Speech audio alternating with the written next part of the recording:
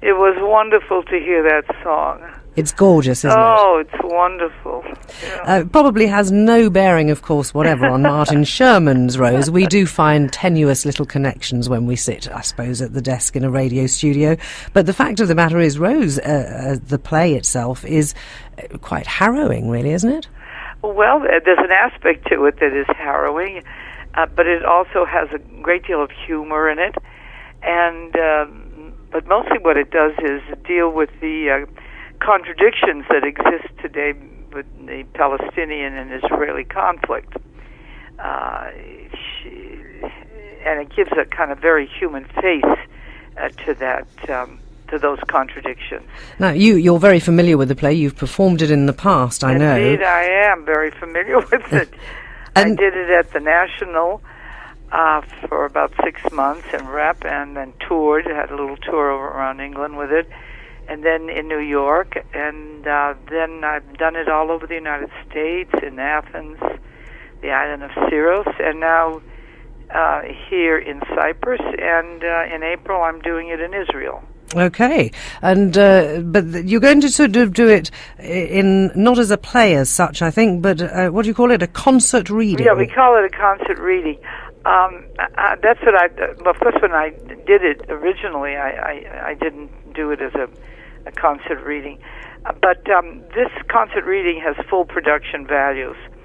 I actually have the text with me. I sit on a bench, talk to the audience for about an hour and a half, and I reference the script from time to time. It's a large piece to hold, and since I'm not doing a specific run of it any place, and I tour with it, it's worked out very nicely, the concert reading. I mean, what happens is after a while the audience forgets about the text, which is reduced. I don't stand behind a podium. I sit in costume and wigs, and there's wonderful lighting for the whole production. So it's something that has really pleased me to do, and I think that it's brought a kind of a dialogue. I do it frequently with after the show with answers, questions, etc. You really like connecting with your audience, don't you? I do. You know, I didn't know that before I did this. It kind of changed me as an actress to do this production. I have a lot to thank Nancy Meckler, who is the director in London, and for the help and assistance she gave me. Speaking directly to an audience, which is for an hour and a half, or 2 hours as it was originally, because I've reduced it, was for me an extraordinary movement in terms of my acting. I was not used to that kind of confrontation. I wasn't used to thinking that there is a need for the audience when you do what they call here in Cyprus monologues. There is to keep yourself away from the audience just deprives the audience from an understanding that there is a great need to process what is going on for this woman. But it's also, I meant you as a person. The last time I saw you in Cyprus must have been a couple of years ago. Again, you were engaging with an audience, taking questions, being very frank. You seem to have sort of moved into an area. I mean, I know you still do a lot of acting, and I want to talk about Prospero, or will it be Prospera in the summer? Well, I jokingly refer to her as Prospera. Yeah, but I mean, you do seem to really enjoy that sort of two-way thing. Well, I didn't before Rose. I'll tell you, it was hard for me. But I've learned that. I've learned to really directly engage with an audience and to need them. They're the other people in the scene with me. That's who they are. They're very important. Not only as witnesses, but to help as his character tries to process and work her way through this issue. Her grandson has shot a little Palestinian girl, and she is sitting shiva which is Jewish. The mourning, awake, kind of awake, and she's sitting shiva for this girl, and there's a great argument that begins between her and her son, who was in Israel, of course, at the time, and this argument she shares with the audience, and literally takes both parts and demonstrates to them what happened in this argument, and I know what has happened. Originally when I did it, well, not in England, but in America certainly, the audience really, people would yell at me and engage, etc.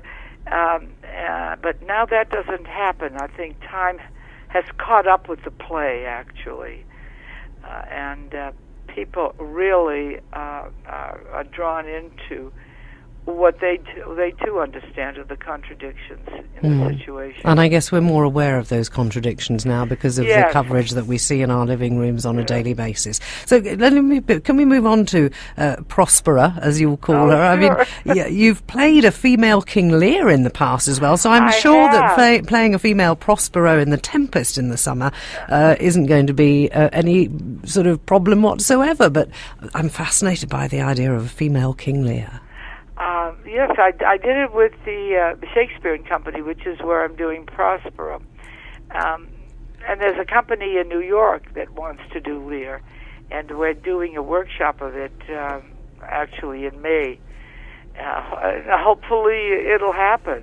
It's fabulous to engage in. It's a great part. It's a great play and to have the opportunity to be in it is. But does the female angle make it in any way? It must bring a totally different dynamic to it. Well, it is. It is. And what is interesting is that audiences hear the play differently. They, you're saying the same words, but they're being interpreted in a totally different way. It's different for a mother to curse her daughter and her ability to conceive and to want to destroy that ability in her than it is for a father to do it. It's actually quite horrible to think that a woman would do that to her daughter.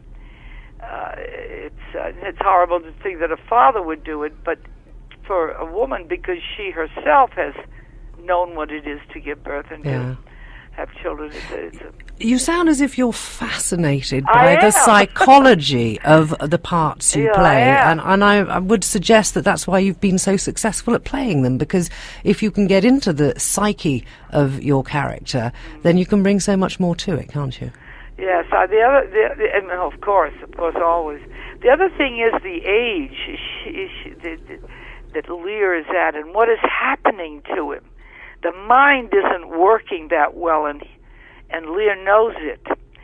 And I also, when I did it the first time, the clown was a woman. It was a wonderful relationship. I thought of her more as like initially had been maybe a wet nurse, and this other woman on stage, who she's the only one that I can really relate to and be vulnerable with, which is, I think, in the text as it is between two men. It's the same thing, but I can turn to her at moments when I feel that I don't know quite how to handle something, and I'm confounded or confused, because that aspect of Lear is true. He has reached a place where he's confounded and confused about certain things. His mind isn't working the way it did before, which is, I think, one of the reasons why Lear wants out of what's going on. Olympia, I mean, you're a very great age now. You certainly don't sound it. Do you ever think of slowing down? Well, I don't have to think about it because life is forcing me to do it in many ways. I mean, you're still doing so much work. Yes. You don't seem to have decided that, okay, well, I'll do a little bit, but, I can take a bit of time off now. Is it really so important to you to carry on regardless? It is. I have a great appetite for it. I'm not ready to divide up the kingdom and hand it over. I'm not ready to do that. So when can people see you here in Cyprus, Olympia? Well, in April, the 3rd, 4th, and 5th in Nicosia, and the 6th in Limassol. Okay. I'm doing Rose there. Well, I'm sure it'll be a great one for audiences here. I know I can't keep you any longer. Many thanks for taking time to join us. Oh, no, I appreciate the time. And it's a very warm welcome back, I know, from all our listeners and from me to Cyprus. Enjoy your stay. Thanks so much. Thanks for joining me. Bye now. Bye-bye.